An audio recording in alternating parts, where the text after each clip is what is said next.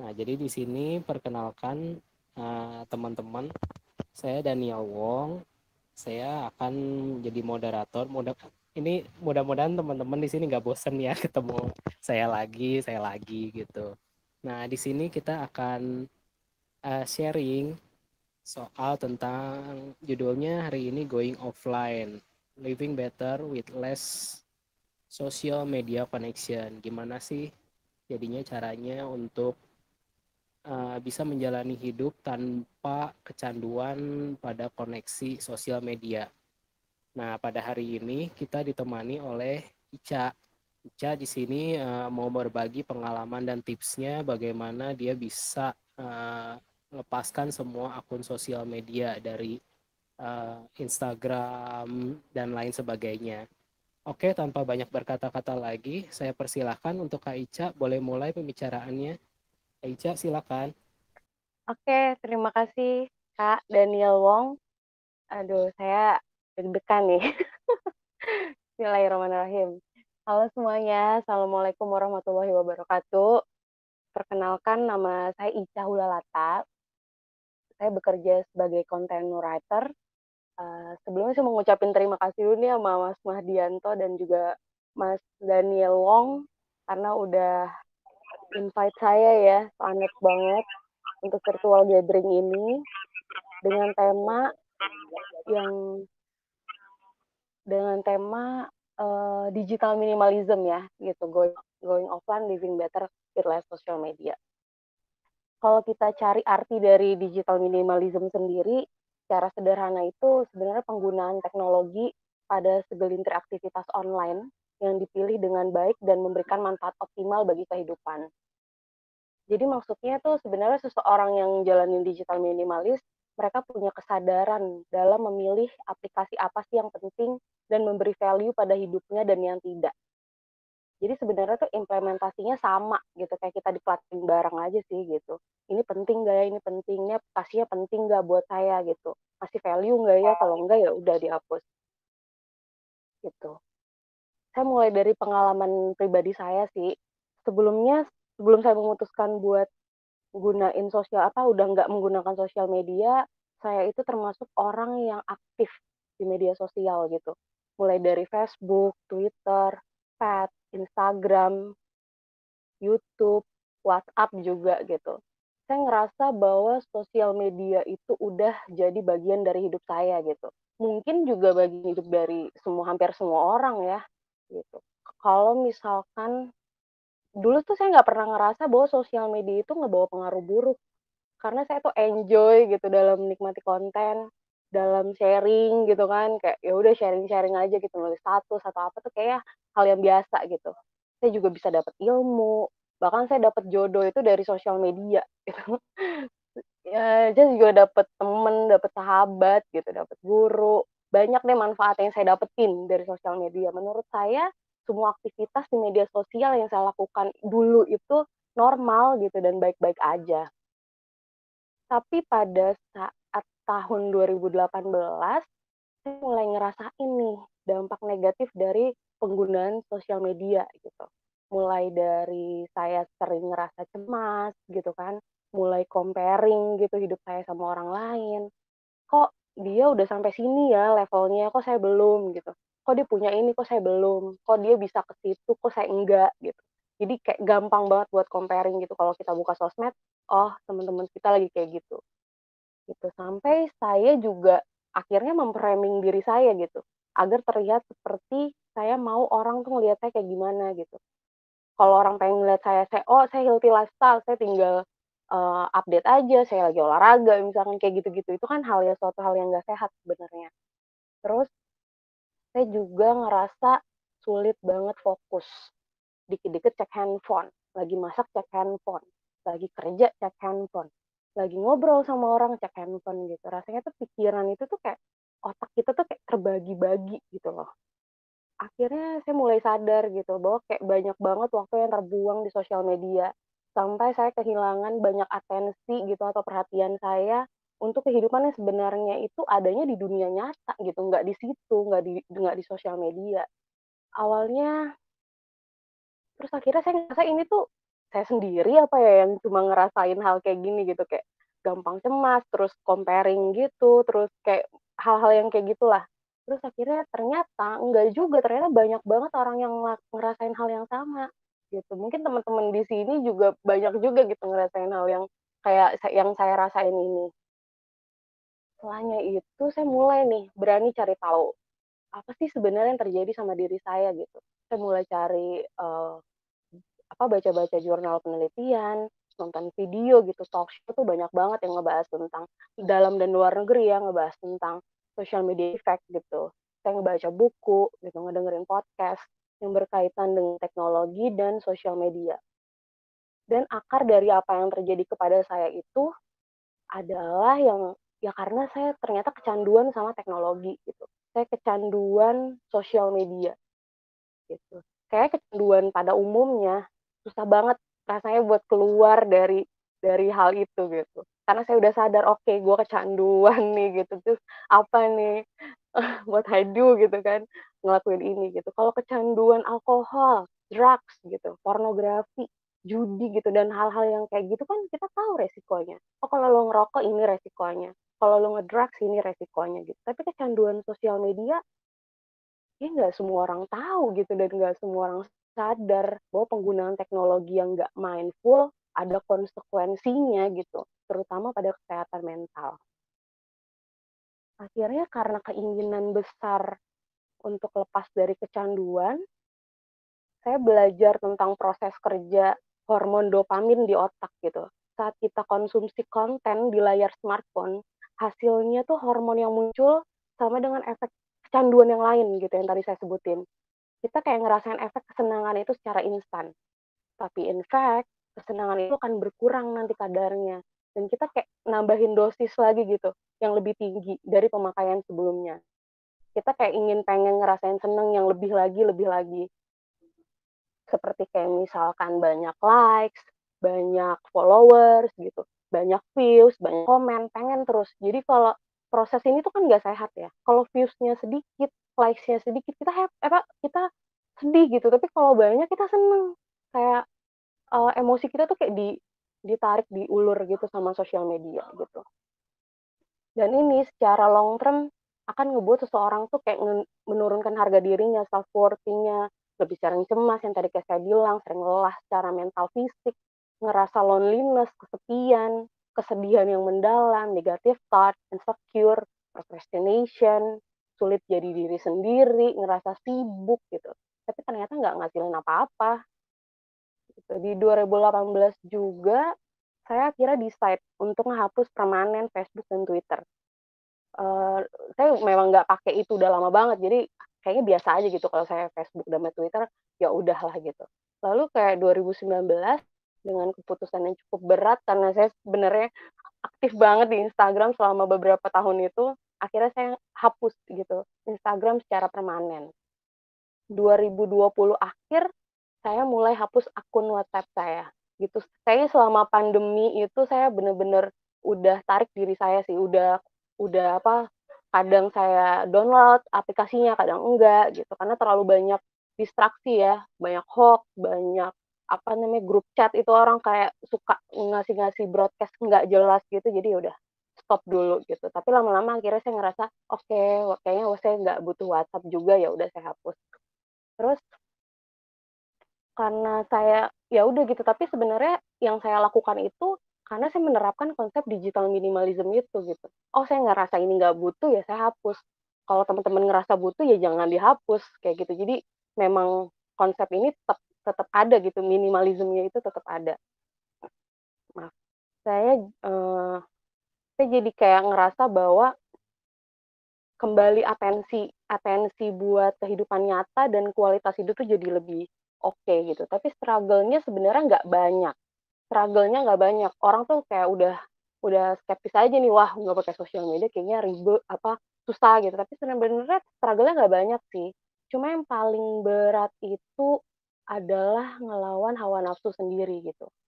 Karena pasti banyak banget alasan kayak kita, gimana ya cara ngubungin orang lain, nanti gimana ya kalau mau cari barang, cari sesuatu, gimana ya kalau gue kabar temen gue kayak gimana gitu, kabar saudara-saudara gue ntar gimana.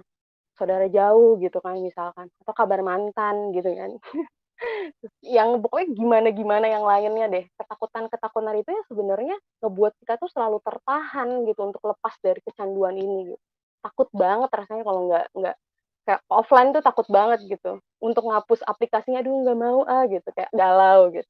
Tapi kenapa saya bertahan dan saya tuh nggak mau lagi kembali ke sistem sosial media, karena saya sudah merasakan benefit yang sangat luar biasa di kehidupan saya gitu. Koneksi dan hubungan saya dengan orang-orang terdekat itu malah jadi lebih kuat gitu. Kenapa? Ya simple, kalau kangen ya telepon aja gitu, "Eh, lu di mana? Ketemuan yuk," gitu. Ya udah, kita cerita, terus kita, "Eh, lu kemarin ngapain aja? Kemana aja? Apa yang terjadi di hidup lo?" Gitu kan. Jadi kita ngobrol gitu, intens ngobrolnya gitu, karena nggak ketemu kali ya gitu. Jadi pada saat kita udah nggak ketemu terus kangen, ya udah ngobrolnya tuh jadi lama banget gitu. Saya juga jadi lebih percaya diri sih semenjak nggak pakai sosmed gitu ya. Kayaknya dulu tuh insecure gitu. Kayaknya orang kok kayaknya lebih oke dari gue. Mungkin kalau saya sekarang pakai sosmed dan saya disuruh kayak begini nih, bikin apa nih namanya, virtual gathering, aduh kayaknya saya enggak deh, karena saya ngerasa pasti, "Ah, orang pasti lebih keren nih dari saya, pasti orang lebih oke." Tapi karena sayanya juga nggak pernah ngelihat yang gimana-gimana, "Oh, oke deh," gitu gitu, "I'm trying deh buat nyobain ini," kayak gitu. Terus saya juga, lebih lebih fokus gitu, atensi saya tuh kembali gitu, atensi itu penting banget gitu, perhatian gitu. Kadang-kadang kita tuh terlalu sibuk gitu otaknya kemana mana akhirnya kita nggak live in the moment gitu, nggak be present untuk, "Oh ini gue lagi makan, ya udah gue makan," gitu, "ini makan cek handphone, apa cek handphone," aduh gitu, kayak riweuh gitu hidupnya. Terus juga saya jadi pribadi yang lebih tenang sih, nggak gampang ke-trigger, nggak gampang debat sama orang, nggak gampang konflik gitu sama orang. Karena kenapa? Kita itu hidup bersosialisasi ya, bersinggungan gitu satu sama lain. Jadi pasti ada aja sih orang yang nggak suka sama kita, atau kita yang nyinggung orang lain gitu. Dulu tuh saya gampang kesel, gampang sakit hati gitu kan, gampang marah gitu kalau ada orang ngomong, "Ya apaan sih?" Gitu-gitu. Sering nganggep orang tuh toxic, banyak banget kan, "Ih dia mah toxic, ih dia mah toxic," gitu. Tapi sebenarnya semenjak saya lepas dari sosmed, saya jadi lebih calm sih, jadi lebih tenang gitu. Kalau ada orang yang merasa sakit hati gitu ya sama saya, nggak suka gitu, "Eh, lo kok gini, Ca?" Gitu. Ya gue minta maaf gitu, tinggal gue minta maaf aja. Oke, langsung minta maaf gitu. Tapi kalau ada orang yang nyakitin saya, ya sih tinggal maafin aja gitu. Ya udah gitu, mau dia nggak minta maaf, mau dia nggak sadar dia nyakitin saya tetep akan maafin. Prinsip hidup saya sekarang kayak gitu. Jadi kalau ada orang yang ngelakuin kesalahan, saya minta maaf, kalau orang ngelakuin kesalahan ke saya maafin. Peaceful banget rasanya hidup kayak gitu kan. Jadi nggak kayak tweet war di Twitter yang, rame gitu, riweuh gitu kan. Jauh dari konflik jadinya. Karena mungkin saya udah nggak miliki distraksi kali ya. Saya udah nggak ke-distract aneh-aneh, jadi kemampuan mengontrol emosi itu, eee, saya rasain tuh meningkat gitu. Oh, gue jadi lebih, oh kalau ada orang yang udah mulai ngegas, oh ya udah deh gue mundur aja gitu. Kalau dulu mungkin dia ngegas, gue, nabrak gitu, bisa kayak gitu. Mengurangi sosial media juga, berarti nambahin waktu saya gitu ya. 4 sampai 8 jam itu habis di smartphone gitu. Mungkin teman-teman kalau yang punya iOS mungkin ada ya screen time-nya gitu, tapi kalau Android mungkin harus download. Itu penting banget sih buat nge-track berapa jam sih kita habis waktunya di sosial media gitu. Saya tuh bener-bener masih sampai hari ini gitu, walaupun saya nggak pakai sosial media, saya tetap, nge-track saya berapa jam ya di sosial media gitu, sampai berapa kali pick up. Jadi di aplikasi itu ada berapa kali pick up kita megang handphone. Dulu saya pernah sampai 150 kali megang handphone, aduh kenapa gitu kan. Tapi ternyata sekarang udah mulai 30, mulai 20 gitu. Kalau bisa mulai di bawah 10 kalau bisa gitu ya. Jadi nge-pick up-nya tuh sedikit aja gitu. Tadi saya sampai di aduh maaf. Oke, saat waktu saya melakukan yang tadinya saya ngabisin waktu 4 sampai 8 jam di smartphone, waktu saya itu dipakai banyak gitu ngelakuin hal yang lain gitu, karena ada ruang bosan kan di situ. Kalau nggak megang handphone pasti ada bosannya. Nah, di bosan itulah kita jadi kayak kreatif, nih ngisi-ngisi hari gitu. Kayak saya tuh sekarang lari pagi tuh setiap hari. Setiap hari saya lari pagi, mau hari apa, mau cuaca kayak gimana, mau males kayak gimana, saya lari, gitu. Itu tuh udah jadi kegiatan rutin saya setiap hari gitu, 45 menit saya lari. Kadang sejam kayak gitu, tergantung. Tadi pagi saya lari, 3 jam. 3 jam jauh banget berdua sama temen. Kita ngobrolin sosial media juga by the way. Terus juga saya masak, saya lebih rajin masak, nggak rajin GoFood ya. Terus journaling, bertanam, main sama kucing-kucing saya gitu. Ada waktu nih buat main sama kucing-kucing, ngebersihin rumah, kumpul sama temen-temen gitu. Terus hubungan spiritual saya sama Tuhan juga lebih lebih baik ya gitu. Saya jadi lebih nggak males buat ibadah gitu yang tadinya aduh males banget buka Quran jadi ngaji gitu kan setiap hari. Kayaknya gampang kalau dulu tuh aduh mendingan gue main handphone itu kayak nggak ada berhentinya gitu. Tapi pada saat udah selesai, oh gue ngapain lagi, oh gue ngaji deh, gitu, oh gue ini deh, gitu-gitu. Terus juga gue jadi lebih kenal diri sendiri sih ya. Jadi lebih tahu apa yang gue mau, dan apa yang kayak bikin gue sedih, apa yang bikin gue seneng gitu. Jadi kayak lebih ngerti apa emosi yang lagi dirasain sekarang, karena nggak gampang ke distraksi tadi.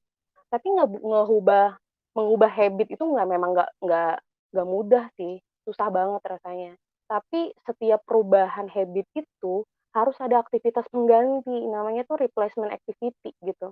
Kalau yang saya lakukan itu buat menggantikan smartphone, yang tadinya kita tuh smartphone kayak cuma tinggal taruh nih di depan muka, terus kita lihat gitu kan. Kita cuma buka, ada nggak nih notif, kalau nggak ada taruh lagi. Kan kayak gitu, gitu.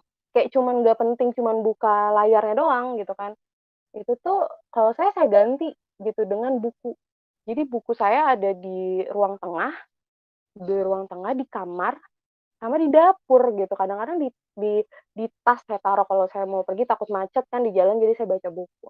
Gitu. Jadi saya mengurangi jadi setiap saya pengen mau ngambil handphone, saya langsung ambil buku, saya baca randomly apa aja bahasannya, ya udah gitu. Saya baca aja bahasannya, 1, 2 halaman udah saya taruh lagi. Nanti kalau ada kepengenan lagi mau ngambil handphone, saya baca lagi buku. Kayak gitu aja. Lama-lama itu jadi habit baru sih. Saya jadi terbiasa megang buku dan ngebaca itu udah jadi hal yang nggak sulit saya lakukan lagi gitu. Oke, saya ngomongnya cepetan nggak sih ya? Saya excited banget soalnya. Oke, terakhir nih ya dari saya, memakai sosial media itu nggak apa-apa sebenarnya, nggak masalah sama sekali, masih mau pakai sosial media, monggo gitu ya. Tapi kita harus aware bahwa hal itu menyebabkan kecanduan gitu loh. Banyak banget orang yang nggak tahu kecanduan sosial media itu real dan kita nggak bisa gitu. Kita kita nggak bisa buat itu, "Ah, nggak apa-apa." Enggak, kecanduan sosial media itu nyata, real gitu dan kita harus bisa nge-manage addiction tersebut gitu. Dengan cara apa sih? Puasa sosial media, secara rutin, sebulan nggak pakai sosial media seminggu, itu udah cukup loh. Seminggu aja, off dari semua sosial media, seminggu aja dalam sebulan, tetap aja pakai Instagram nggak apa-apa, nonton YouTube nggak apa-apa, segala macam nggak apa-apa, tapi harus ada puasanya gitu. Kita aja di agama aja diajarinnya puasa kan gitu, biar kita bisa aware nih sama apa namanya, yang lain gitu, berhenti dulu nih dari sesuatu itu gitu, sampai kita benar-benar punya hubungan yang baik sih sama teknologi. Teknologi sekarang itu kan canggih banget ya. Mau makan tinggal scrolling, ada di depan. Udah dateng abangnya gitu kan. Kayaknya gampang banget gitu, mau kemana mana gampang. Mau order ini, order itu gampang gitu kan. Mau beli ini, beli itu ada. Sekarang aduh super super canggih banget, tapi nggak dibarengi sama kesiapan mental dan attitude manusianya gitu. Banyak yang akhirnya terpuruk, jatuh, nggak tahu harus ngapain gitu. Nggak terselamatkan lagi tuh banyak banget sebenarnya. Kalau sekiranya masih ngebutuhin sosial media yang kayak tadi saya bilang, pakai dengan bijak gitu, dengan dewasa gitu ya. Nggak perlu banyak-banyak posting gitu tentang daily life kita lah. Nggak semua orang peduli kok sama hidup kita sebenarnya gitu kan. Kita kayak sharing, asik banget sharing anak-anak kita, kerjaan kita, hubungan kita sama pasangan yang kayaknya harmonis banget gitu di sosial media. Seberapa banyak teman kita, barang-barang yang kita punya, apa yang udah kita achieve, nggak semua orang peduli gitu. Privacy is golden menurut saya gitu, penting banget. Keep sendiri itu lebih membahagiakan daripada kita selalu sharing semua hal itu ke orang lain gitu. Begitu juga dengan cara mengkonsumsi berita ya, atau melihat konten gitu di sosial media. Ngelihat feed, semua ya, ngelihat hal-hal apapun yang di sosial media. Karena apa yang kita lihat, apa yang kita dengar, dalam keseharian kita yang kita buka nih tiap hari nih, itu sangat berpengaruh dalam cara pandang kita dan kualitas hidup yang kita punya gitu. Mindset kita kebentuk dari apa yang kita konsumsi sehari-hari. Kalau konsumsinya gosip, terus-terusan, artis ini begitu, ya udah hidup kita akan begitu levelnya gitu. Kalau kita konsumsinya kita nonton yang apa ya, kita punya tujuan nih, goals gitu, ini ya udah kita nonton sesuai dengan goals kita gitu, ya udah gitu kita akan kebentuk nanti mindsetnya apa namanya dengan karakter yang baik gitu, nggak yang ecek-ecek gitu yang cuma nontonnya gosip prank-prank kayak gitu kan nggak penting. Kayak gitu.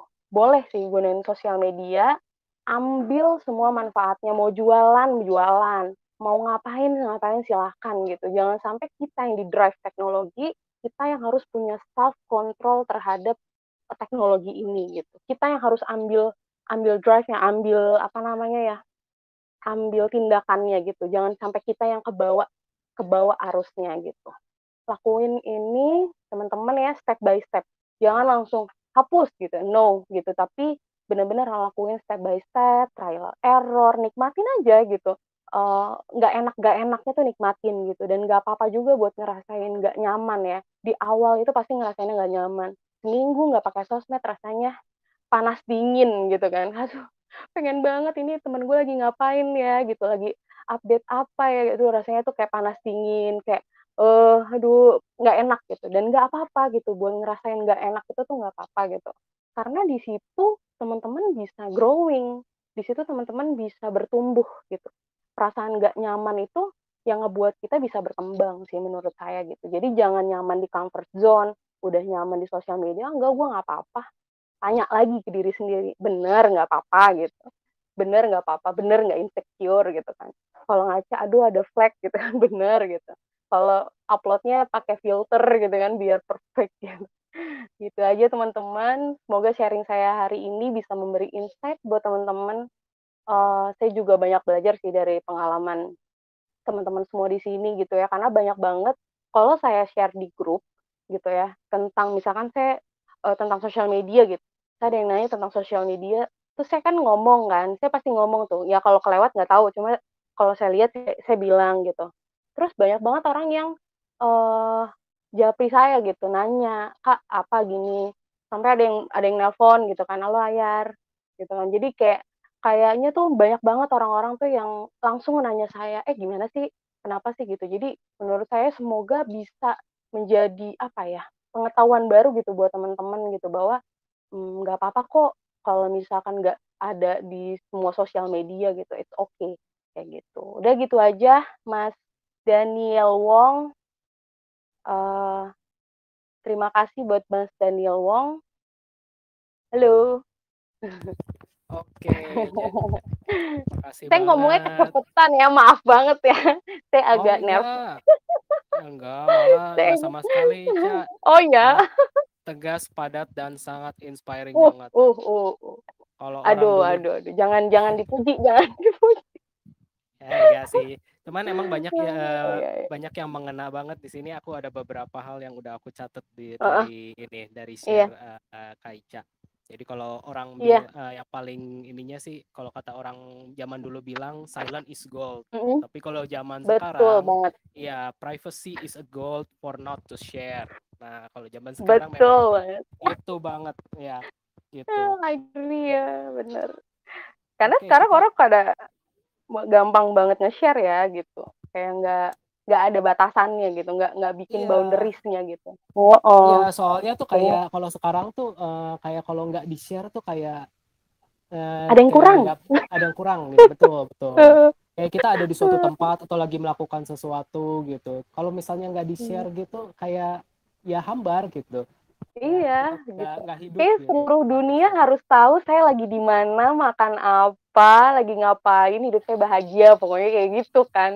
Gitu. Padahal sebenarnya Exactly. keep keep sendiri tuh, aduh, dan bagi buat yang di dunia nyata, gue seneng banget loh, gue ini, gue masak. lu cobain datang ke rumah gue gini-gini, atau gue kirimin ya makanannya ke lo gitu. Itu kan kayak lebih apa ya, lebih membahagiakan gitu daripada cuman sharing-sharing doang di sosial media udah gitu. Iya.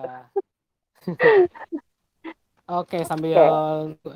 ini kita coba kasih ini kesempatan teman-teman kalau ada yang mau sharing Wah, atau ada yang banyak nih. mau nanya nih, ya boleh ditekan ya tombol unmute-nya sampai warna hijau.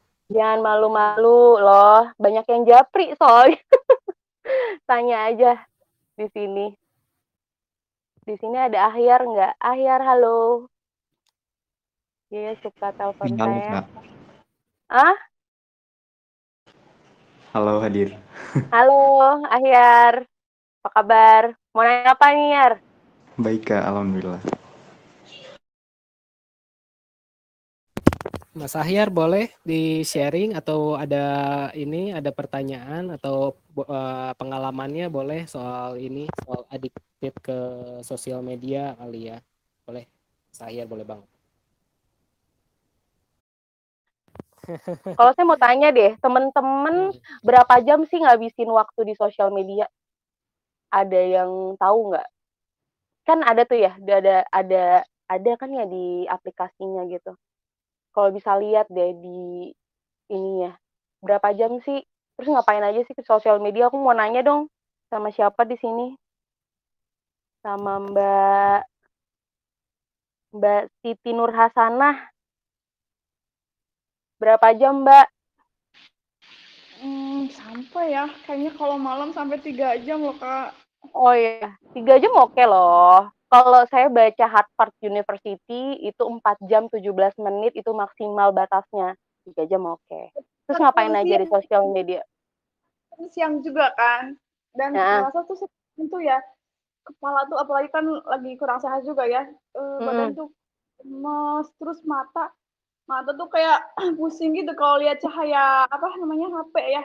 oh, Sampai di mode gelap sekarang tuh. Udah 3 hari ini mode gelap. Dan kebetulan pesan sharing hari ini kayak gini jadi udah udah mau IG nggak pernah pakai lama apa nggak pakai lama juga hapus IG tapi kalau di Facebook kan lama terus ya jadi hapus juga Facebook Bismillah gitu kan. masih pakai Facebook ya Mbaknya ya? Iya lama tuh di Facebook biasa terus WA tuh Oh, WA kalau lihat status teman kan suka lama kan banyak ya. itu distraksi ya Mbak? Iya tadi tuh dibisukan semua gimana biar nggak Di mute ya, di mute. tapi tapi udah di mute tetap dilihat loh. Kebanyakan orang kayak gitu penasaran sama hidup orang ya Mbak ya. sekarang tuh lagi ngerasain pusing banget gitu pusing apa kan sempat jualan online juga kan banyak gitu ya jadi sering lihat status sering bikin status jadi kayaknya dia harus udahan dulu dia jualan online kan karena emang kepala tuh pusing pusing banget sekarang tuh ngerasain pusing kalau lihat layar handphone gimana ya kayaknya emang harus puasa sosial media semuanya kan. Kalau udah ngerasain dampak negatif kayak gitu, Mbaknya memang harus bikin tindakan sih Mbak gitu. Puasa sosmed dulu deh gitu. Walaupun jualan ya, kalau jualan sih menurut saya oke lah Mbak gitu. Menurut saya karena kan Mbak paid get money gitu ya. Kalau kalau yang lain kan mungkin cuma scrolling nggak dapet apa-apa. Kalau dapat uang dari sosial media sih menurut saya masih oke. Tapi kalau memang udah ngerasa burn out di sosial media, apalagi pusing itu kan udah ke fisik ya. Mental itu kan kena, tapi tiba-tiba kita jadi kayak agak demam gitu karena mentalnya itu yang karena kita nggak sadar akhirnya ke fisik gitu. Saya Ya sangat saranin banget puasa. sampai mau muntah loh kalau aku mau sempat iya Wow, iya wow. terus sekarang tuh kan adalah usaha yang offline aja yang di rumah yang kayak jualan biasa kayak cemilan yang udah kayaknya fokus di rumah aja deh nggak usah ke online bisa bisa ada rezeki jalan Oke, rezeki baik gitu ya kak ya ya jangan amin, usaha amin. lewat offline aja kayaknya aku nggak bisa ngikut-ngikut yang online ini Berarti udah mbaknya bagus sih. ya, Oh, udah jualan online ini udah setengah tahunan gitu tapi kayak sering begadang lama gitu kan karena biar reseller gitu kan supaya ikut-ikut kelas online gitu sampai malam sampai jam 10 sampai jam 11 bahkan bikin konten jualan gitu jadi ada bikin pusing. iya. Mudah-mudahan ada di rezekinya ada di tempat lain gitu. Kalau memang nggak nyaman di sosial media ya nggak apa-apa Mbak gitu. Jangan dipaksain, kasihan gitu kan, kasihan mentalnya gitu. Kalau kitanya bahagia pasti orang-orang di sekitar kita juga ikutan bahagia gitu. Kasih ya Mbak sharingnya Sama-sama buat Kak. ya Mas Daniel Wong. Kasih Mbak Siti. Iya, Mbak Ica. Kayak tadi dialami sama Siti Harsana, dia tuh karena saking ininya jadi ngerasa burn out juga Iya. ya dia karena Bahaya udah ya. saking adiksinya sama itu. Iya, itu. Tapi masih oke sih untuk Mbak Siti tadi 3 jam sehari gitu. Iya, Rata-rata betul. kan Itu emang masih oke sebenarnya. iya, Tapi di sini ada nggak ya teman-teman yang sebenarnya masih nggak bisa nih, maksudnya masih apa ya, masih ngerasa bahwa sosial media itu sangat penting buat hidupnya. Ada nggak ya teman-teman di sini? Mbak Hana mungkin, Mbak Hana di sini ada nggak? Masih ngerasain bahwa sosial media penting banget nggak sih? Gitu. Apa sosial media apa yang masih penting dan kayaknya nggak bisa nih gue ninggalin ini gitu? Kalau penting banget sih udah enggak ya. Sejak tahun lalu aku jadi apa sih namanya pilih hidup gaya minimalis ini. Jadi aku udah mulai apa sih namanya awal-awal sih aku sempat justru hapusin Instagram, Facebook gitu. Tapi apa sih namanya setelah udah netral gitu kayaknya udah oke nih. Karena dulu kan aku ngikutin Instagram itu kan ngikutinnya travel apa vlogger gitu, beauty blogger kayak gitu, beauty. Jadinya lama-lama kok kayaknya apa yang mereka pakai aku kayak pengen beli. Mereka pergi kemana kok kayaknya aku pengen pergi kayak gitu. Jadi konsumerisme ya. Iya, jadi konsumerisme sampai aku mikir aku nih emang suka ya hidup dengan jalan seperti itu gitu. Sampai akhirnya aku pilih hidup minimalis. Terus udah gitu aku hapus, terus aku rasa udah oke, aku mulai install lagi sih sebenarnya Instagram karena kan ada kayak info-info penting juga kan di situ. Tapi mungkin jamnya sama apa yang aku follow juga udah beda gitu. Iya. Jadi apa sih namanya aku cuman paling lihat konten yang bagus untuk self development gitu sama konten keuangan. Terus sama jamnya juga aku batasi gitu. Kayak gitu sih. Iya, Jadi, tapi itu benar. Jadi baca buku di digital minimalism memang gitu kita kayak disuruh untuk hapus dulu, nanti kalau misalkan udah baikan nih install lagi nggak masalah gitu. Jadi kan apa namanya sudut pandang kita terhadap apa namanya aplikasi tersebut tuh udah mulai berubah gitu, udah mulai bisa ini. Tapi bener sih mbaknya gitu, kayak stop dulu terus baru install lagi gitu. Kayak beauty vlogger juga sebenarnya memang saya juga suka ya beauty vlogger. Cuma harus memang aduh perintilannya kan banyak banget ya. Gitu kayak lipstick harus warna pink, pinknya harus agak nude, nude-nya harus agak mocha gitu. Jadi kayak aduh gitu kalau diikutin capek juga sih. Iya. Bener. Tapi Mbak Hana gimana? Barang-barang yang make-up-nya udah gimanain? Aku sih untungnya nggak beli barang lebih dari satu. Misalnya kalau foundation cuma punya satu, jadi ya aku pakai sampai habis aja gitu. Iya, betul. Terus kalau untuk Instagram, aku punya tuh foto di Instagram mungkin hampir 1.000 kali ya. Akhirnya aku terus foto-fotonya sampai 300-an gitu. Jadi cuman simpen kayak apa sih namanya emang momen-momen yang ya aku share yang emang berkesan gitu, bukan untuk yang momen pamer gitu. Dulu mungkin ada kayak pamernya gitu karena kan keikut gitu kan kayak gitu. Akhirnya karena udah follow-nya juga udah bukan yang seperti itu gitu. Udah random gitu ya ikut gitu. Iya. Tapi udah berapa lama tadi Mbak? Udah mulai aware-nya udah berapa lama? Aku baru 1 tahun sih dari 2020. Awal ya 2020 itu memang dari pertamanya dari declutter barang baru ke digital minimalis gitu. Iya, betul banget. Iya.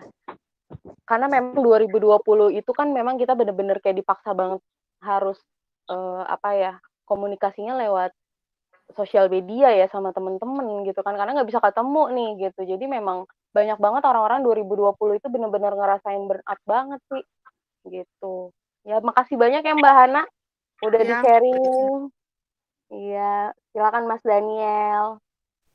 Iya, makasih juga Mbak Hana. Tadi kita juga dapat insight bagus dari Mbak Hana soal kayak sosial media emang digunakan sejauh itu memang ngasih value ke kita. Tapi kalau sebaliknya kita sosial media membuat kita terikat tapi hanya memberikan toksik, nah itu yang kita mesti aware seperti yang Kak Ica bilang. Gitu. Betul, saya setuju banget. Ada lagi yang mau nanya? Jangan malu-malu. Jangan malu-malu. Ya, jangan sungkan teman-teman. Mumpung Aicha di sini juga pengalamannya udah lumayan, udah bagus banget malah ya soal ini ya, soal sosial media addicted nih. Apalagi WhatsApp loh, aku yang nggak percaya tuh nggak habis pikir itu WhatsApp. Kok bisa gitu di zaman sekarang semua orang tuh kayak kan zaman dulu tuh BBM ya, Ica ya. Iya. Iya, Dari mirip ya. Oh iya SMS, bener. BBM, WA gitu. Ya emang Semua orang tuh dulu BBM jualan tuh pakai BBM ya. betul, emang diakui sih kalau transisinya ini makin unggul, makin baik gitu, makin manfaatnya juga makin lebih banyak gitu. Tapi di sini Ica sendiri bisa lepas gitu dari WA sampai yang mana kita banyak orang juga masih belum bisa gitu WA karena emang karena apa ya? Karena butuh gitu. Iya. Butuh Sebenarnya mungkin tanda kutip gitu, tanda tanya. Iya, sebenarnya WhatsApp itu saya sebenarnya juga merasakan bahwa manfaat WhatsApp itu banyak. Gitu. Nggak memungkiri gitu bahwa kalau kita mau order apapun orang ke WhatsApp gitu, apapun deh, apapun aja. Dan tapi saya merasa bahwa ada sesuatu nih di WhatsApp gitu. Kayaknya kok semua orang itu sangat bilang bahwa ini adalah hal yang membutuhkan. Kenapa ya? Padahal dulu kita nggak ada WhatsApp gitu kan. Mempertanyakan itu berkali-kali gitu ya, mungkin terlalu kritis aja gitu ya. Tapi saya ngerasa bahwa dari oma-oma yang nggak ngerti sosial media aja mereka punya sosmed loh. Ibu-ibu yang nggak ngerti, nggak paham sama yang namanya smartphone, mereka punya WhatsApp gitu loh. Anak-anak kecil aja bisa ada WhatsApp gitu. Ponakan saya usia 8 tahun udah punya WhatsApp gitu kan, kayak why gitu kan. Terus saya juga ngerasa bahwa status di WhatsApp itu lumayan mengganggu. Kenapa? Karena kalau di Instagram, kalau kita post Instastory di Instagram, itu kan yang lihat itu banyak orang gitu. Maksudnya kita nggak kenal sama orang tersebut, mungkin orang tersebut tinggalnya di luar negeri gitu kan, karena jadi followers kita, dia lihat gitu kehidupan kita di Instastory, di feed gitu. Tapi kalau WhatsApp, kalau kita nulis story di WhatsApp, berarti kan orang tersebut nge-save nomor kita nge-save nomor dia, berarti kenal deket gitu, minimal kenal deh gitu. Tapi kenapa kita jadi sharing itu di story WhatsApp gitu, sedangkan kita bisa kasih tahu kita lagi ngelakuin ini loh gitu. Kenapa harus mereka lihat kehidupan kita di story WhatsApp padahal kita kenal, padahal kita deket gitu.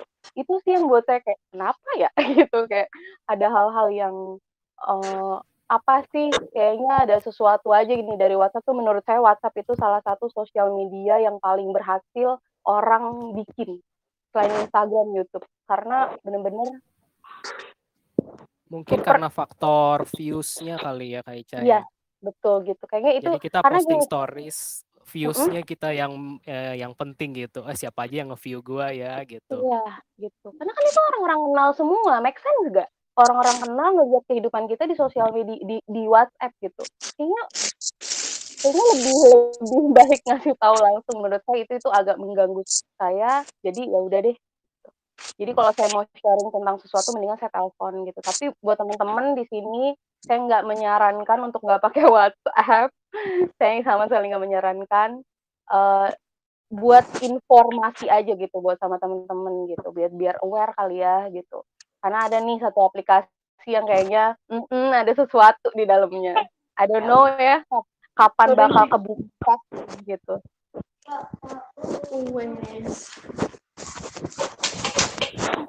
Oke, Kak Rizky Nuri di sini kayaknya mau ini nih, mau sharing nih. Rizky Nuri. Halo, Rizky. Halo, Adek. Halo Mbak Rizky. Rizky atau cewek atau cowok ini Rizky? Rizky Mbak. Rizky.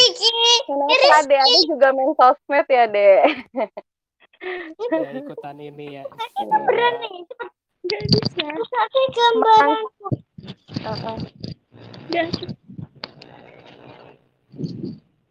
Sini ada Risna Salsabila. Ya, siang Kak Oke. Ica, Kak Daniel. Oh iya, siang-siang. Kirain Siang kepencet menjelang sore panasnya. ya. Kebetulan belum punya. Jadi gini Kak Ica, aku mau tanya ya. Kak Ica kan off sosmed. Kebetulan pakai YouTube gak tuh Kak? Pakai. Masih Oh pakai. pakai. Masih tetap ya? Masih. Jadi aku sempat sharing dikit ya Kak. Jadi Iya. aku sempat ceritanya mau puasa Instagram nih selama 1 minggu. Iya. Akhirnya berhasil, tapi nggak aku uninstall, nggak aku logout. Kalau ada yang DM aku bales gitu-gitu. Nah setelah minggu kedua, alhamdulillah jadi males gitu.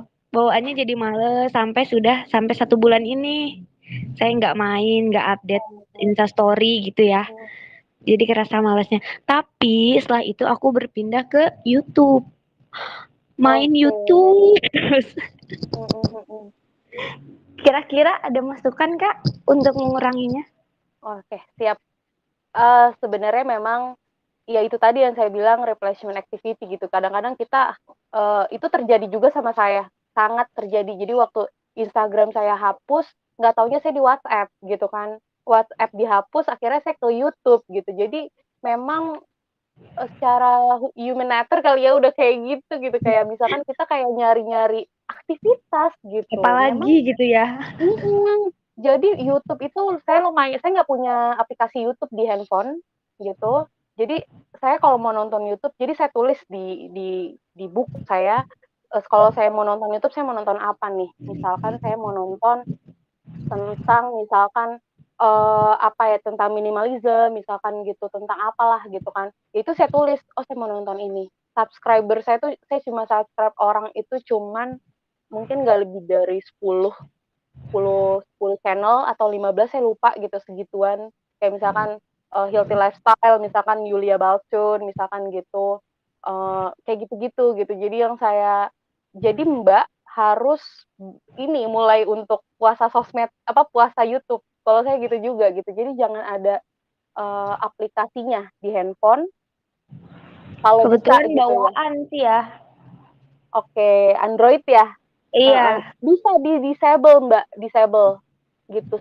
Sementara aja buat misalkan dalam seminggu cuman hapus misalkan dari Senin, Selasa, Rabu gitu. Kamis, Jumat, Sabtu, oke, nggak apa-apa. Nanti itu lama-lama bakal lupa Mbak, naruhnya di paling ujung ya, di paling nggak kelihatan sama mata kita. Itu benar-benar work sih di aku. Iya benar-benar kayak aku puasa Instagram awalnya ya. Betul gitu. Itu sama, metodenya sama, puasa sosmed dulu gitu. Jadi saya pernah sampai kayak aduh gila gue udah berapa jam nonton YouTube gitu kan. Terus akhirnya saya udah hapus, sekarang nggak ada gitu. Terus nanti pada saat saya kayaknya udah cukup nih waktunya untuk install, nanti saya lupa gitu. Saya lupa nih sama YouTube. Kok gue nggak nonton YouTube ya gitu. Iya aku awalnya nonton kayak anak-anak artis gitu kan, beauty vlogger, itu kan menarik ya Kak ya. Dan kelamaan aku coba biar nggak terus, aku ganti channel ke minimalism gitu kan, nonton kayak artis-artis Angel Gilsa gitu-gitu kan, dia minimalism juga ya. Akhirnya lama-lama muncul channelnya begitu semua. Emang sih cukup baik ya Kak ya. Cukup baik, jadi kurang gitu nonton-nontonin anak-anak artis, make up, padahal make upnya nggak dicoba ya. Cuma nonton doang. Iya nonton doang. Tapi ya itu tetap aja sih Mbak, maksudnya walaupun itu isinya adalah hal-hal yang mungkin bisa memberi kita pelajaran, tapi kalau waktu kita tetap habis di situ, kita harus nah itu benar gitu. Gitu rating, dan ya mulainya sama kayak Mbak Instagram gitu, mulai dari hapus dulu, itu benar-benar works ya gitu, maksudnya hapus dulu terus taruh aplikasinya di paling ujung biar nggak kelihatan di mana-mana. Pokoknya taruhnya di yang tersembunyi lah gitu. Jadi nanti lama-lama itu cara natural kita nggak mudah untuk langsung buka gitu. Itu sih. Itu, Oke, terima kasih Kak Ica, Kak Daniel. Sama-sama. Makasih juga Kak Risna. Kak Risna sama banget YouTube. Aku tuh sampai sekarang masih nggak bisa lepas kalau yang namanya satu. Ayo Kak Daniel Wong puasa. Apalagi kalau YouTube itu, apalagi kalau misalnya udah kontennya Mas Mahdianto itu udah ngeluarin ini ya, ngeluarin video baru itu, wah itu kan rajin ya Mas Mahdianto itu. Langsung nonton ya. Iya, tapi enaknya gini loh, kalau ini ya, kalau apa videonya Mas Mahdianto itu, jadi kalau tiap kali aku ada yang feeds yang baru itu, nah aku dengerinnya itu sambil aku posisi meditasi, aku tutup mata.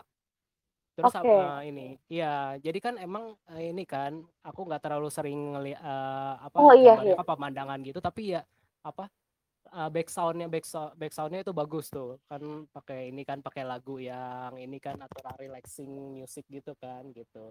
Wow, iya ya. Itu kan baru ngeh loh. Mahdiantonya. Nah enaknya tuh gitu, makanya aku sampai sekarang masih terus langganan channelnya Mas Mahdianto karena ya ngikutinnya enak, jadi masuk gitu narasinya sambil aku posisi meditasi gitu. Oh gitu ya, oke. Wow, bisa dicoba nih. Boleh coba nih buat teman-teman. Iya bener sih, saya juga dapat gitu. Jadi kita tanpa harus ngelihat gitu. YouTube kan emang yang bikin addictive kan karena visualnya gitu. Visual bener. Betul, tapi enak Mas Mahdianto ini pintarnya dibikin kayak gitu tuh. Jadi kita tanpa perlu melihat visualnya, jadi kayak podcast gitu ya Mas? Iya, jadi aku cukup dengerin aja gitu. Iya. Oh iya. Dan posisi dan bisa didengerin sambil meditasi gitu, enak banget itu. Wow, oke bisa dicoba nih. Iya. Oh iya, tapi Kak memang, Ica. ya. Tadi tuh ada pertanyaan yang aku catat yang belum sempat aku tanyain. Aplikasi pick up HP yang tadi sempat disebut sama Kak Ica itu apa ya nama ininya, nama apps-nya ya? Itu sebenarnya saya kan pernah pakai Android nih beberapa bulan kemarin, saya download Screen Time namanya gitu, tapi ternyata saya udah download dan berlangganan gitu loh, jadi kayak premiumnya gitu saya download gitu. Saking saya memang benar-benar ini banget ya, apa namanya, hati-hati banget gitu ya sama pemakaian smartphone, tapi nggak ada pick up itu gitu. Tapi kalau di iOS itu ada, cuma mungkin ada kali ya di apa namanya, pick up itu maksudnya gini Mas, kayak screen time, kan kalau screen time itu dia totally berapa sehari gitu, misalkan 3 jam gitu. Tapi kita kalau dalam waktu 3 jam, saya baca ini di Harvard tuh kan 4 jam 17 menit ya, kita itu maksimal pakai handphone. Tapi jadi saya baca lagi jurnal yang lain, ternyata totally kita screen time itu ternyata nggak terlalu berdampak lah ke apa namanya, ke aktivitas kita gitu. Yang paling berdampak itu adalah berapa kali kita pick up handphone kita, pegang. Padahal nggak ada notifikasi tapi kita pegang gitu. Dan aplikasi itu adanya di Screen Time. Saya pakai iOS gitu. Jadi maksudnya di bawah, jadi Screen Time totally misalkan pakai ini berapa menit, di bawahnya tuh ada gitu. Pick up-nya misalkan 30 kali gitu. 30 kali pick up. Tulisannya gitu. Jam berapa saya pick up. Misalkan saya pertama kali pick up jam 9 pagi. Gitu. Itu sangat ini sih ternyata. Sekarang saya concern-nya ke situ. Berapa kali saya pick up handphone. Kayak gitu, Mas. Kalau mau mungkin ada di Android, cari aja mungkin pick up screen time kayak gitu sih, Mas. Oke, coba deh ntar aku cari deh ya, atau aku Google kali ya. Karena saya juga baru tahu banget, oh iya ya ternyata bener juga ya kalau screen time totally gitu. Tapi kalau kita pegang handphone kan kayak, Mas gitu nggak? Kalau misalkan handphone nih nggak ada notifikasi sih, tapi kita lihat kayak buka aja gitu nggak sih? Atau saya doang?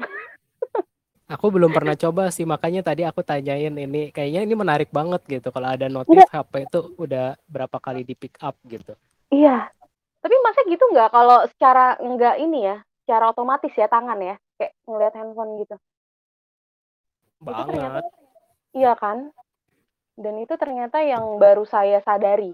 Terus saya udah berapa tahun ya digital minimalism, tapi sekarang saya baru menyadari, oh iya ya, kok gue secara nggak langsung tiba-tiba megang handphone ya, gitu. Ada apa nih, gitu kan? Jadi akhirnya yang saya tadi bilang tadi, saya akhirnya ganti dengan aktivitas lain yang kayak baca buku tadi gitu, pegang buku gitu, akhirnya nggak megang handphone, gitu Mas.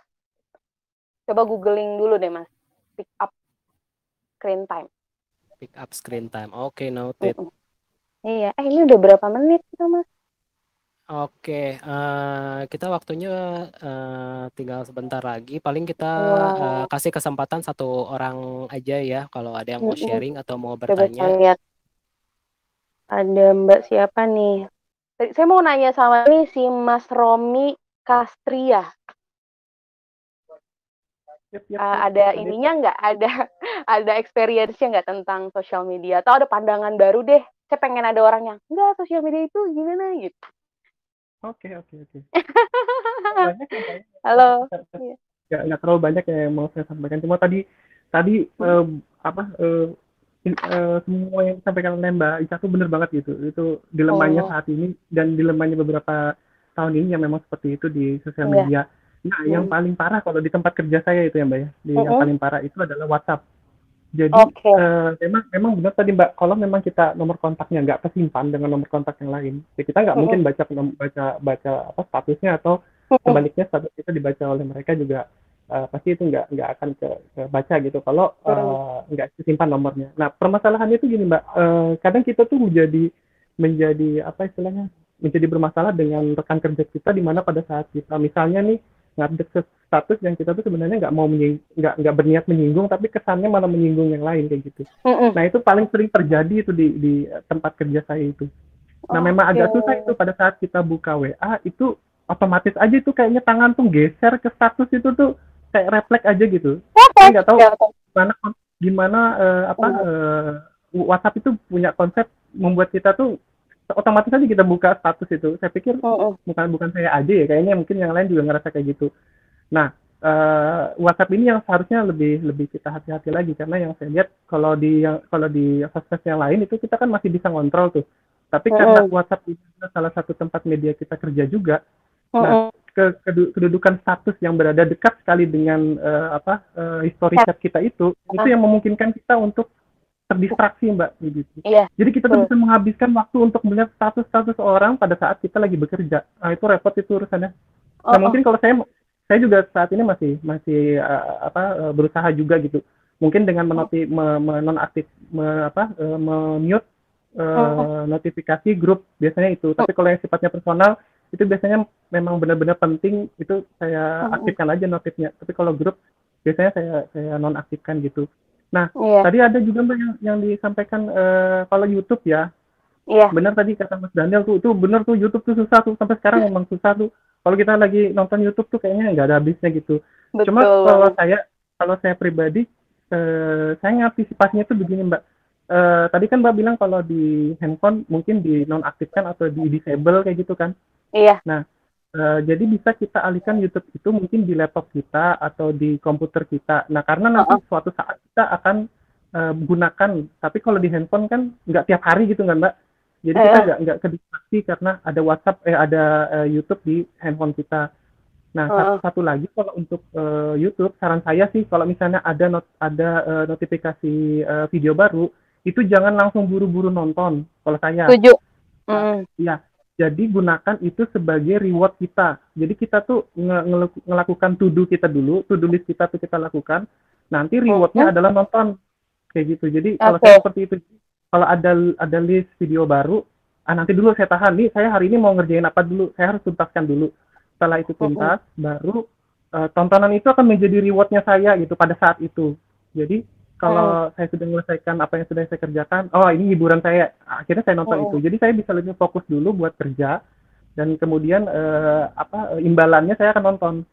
Oke. Nah, terus untuk bagaimana caranya supaya kita, karena kan kayak ini handphone kepegang terus ya, apalagi kalau kayak gini nih, kepegang terus kayak gitu. Benar tadi yang dikatakan Mbak Ica tadi, kita harus cari alihan yang lain, peralihan yang lain gitu. Replacement activity, iya, pengalihan itu tadi.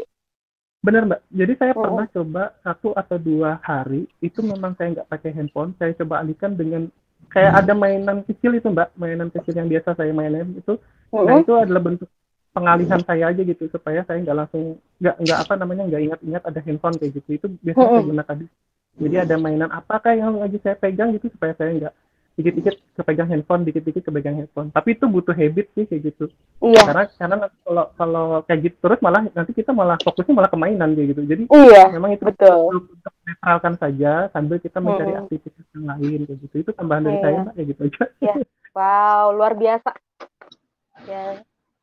Saya ini banget sih tadi oh ternyata ya juga gitu. Maksudnya WhatsApp nggak cuma saya gitu. Awalnya juga saya ngerasa iya saya doang, ternyata Mas Romi juga ngerasain yang sama ya gitu. Makanya kenapa saya juga awalnya ngerasa bingung kenapa saya aneh kali ya. Tapi ternyata pada saat saya tahu ada orang yang juga nggak pakai WhatsApp, oh ternyata nggak, saya nggak apa-apa, saya normal gitu maksudnya. Oh ternyata nggak saya doang kok yang ngerasain ini gitu. Ternyata banyak juga orang yang ngerasain distraksi yang besar terhadap aplikasi tersebut, aplikasi komunikasi dalam quote and quote ya. Gitu, Mas Daniel, silakan. Oke, Kak Ica. Sebelumnya makasih banget Kak Ica udah mau jadi mentor sharing kita hari ini. Luar biasa banget Kak Ica. Applause dari saya, yang lainnya juga mungkin applause juga ya, meskipun dalam keadaan mute. Nah, mungkin Kak Ica terakhir dari saya ini. Kalau misalnya orang lagi tidur ya malam-malam, ini pengalaman saya pribadi ya, mungkin yang lainnya juga ada yang ngalamin juga, tapi mudah-mudahan enggak.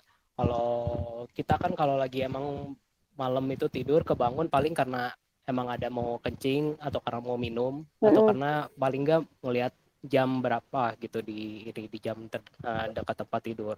Tapi yang sering terjadi sekarang tuh tengah malam kebangun ya ujungnya lihat handphone cuman karena FOMO lagi gitu. Iya betul. Nah itu yang benar-benar jadi ya itu sih yang jadi bukan penyakit sih, kebiasaan gitu. Yang baru sekarang gitu. Aduh, kalau bahas FOMO panjang lagi nih, bisa 2 jam 3 jam ini Mas. Nggak, tapi emang ya jadi fenomenanya sekarang gitu. Jadi orang kebangun tengah malam cuman karena hanya mau ngelihat ketinggalan berita. Jadi entah itu barang gue sekarang udah nyampe di mana ya, atau ada apa ya gitu, atau ada apa ya gitu. Saya juga masih ngalamin itu sih Mas, kayak takut banget kayak ada hal yang penting nggak ya nanti gitu. Saya sampai kayak misalkan ngasih tahu dulu ke keluarga gitu, misal kakak saya, gue di grup keluarga gitu, gue matiin dulu ya handphonenya, nanti lo hubungin suami saya gitu kan, hubungin dia ya kalau ada yang penting, sampai kayak gitu. Jadi sebenarnya memang itu memang benar-benar kita harus punya self control yang luar biasa sih. Ada nggak pakai sosial media gitu ya, tetap aja FOMO itu, fear of missing out itu benar-benar yang kayak kita kayak ada rasa terlalu ketakutan untuk ketinggalan sesuatu gitu, itu bahaya sih. Jadinya memang harus self control banget. Oke, sebelum mengakhiri acara hari ini, makasih dulu sebelumnya semuanya udah yang buat join hari ini, yang mau sharing juga hari ini.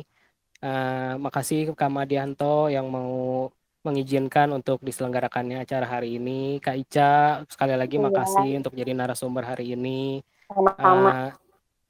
Iya. Teman-teman semua, saya Daniel Wong di sini. Mohon maaf apabila ada salah ucap, salah kata. In conclusion, sosial media itu tidak apa-apa untuk dipakai sejauh itu memberikan value, bukan toxic apalagi addicted. Yang mana Kak Ica hari ini sudah sampaikan, addicted itu real dan kita harus aware sama penggunaan sosial media. Puasa sosial media seminggu itu bisa disarankan.